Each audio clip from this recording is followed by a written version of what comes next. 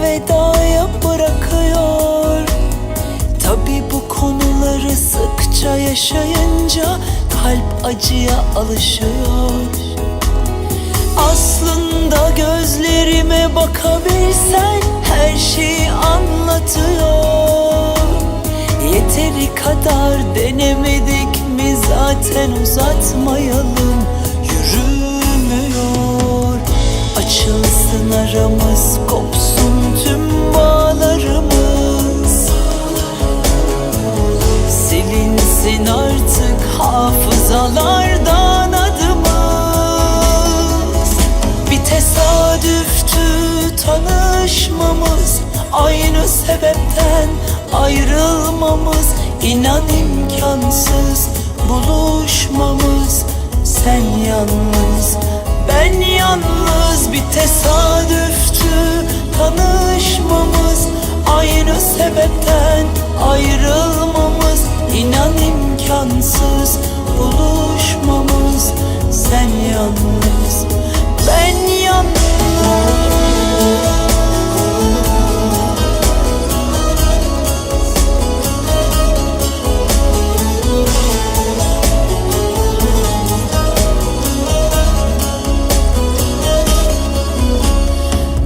Merhaba yerini mutlaka elvedaya bırakıyor.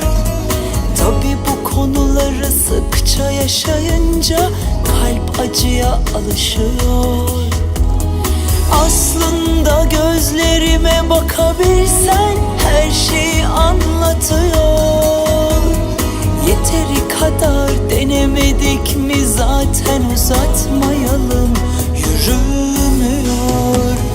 Açılsın aramız, kopsun tüm bağlarımız.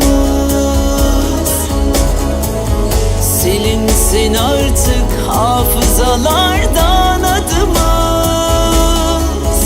Bir tesadüftü tanışmamız, aynı sebepten ayrılmamız. İnan imkansız buluşmamız. Sen yalnız, ben yalnız. Bir tesadüftü tanışmamız, aynı sebepten ayrılmamız. İnan imkansız buluşmamız.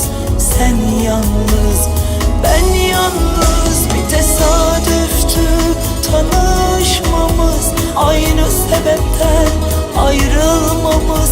İnan imkansız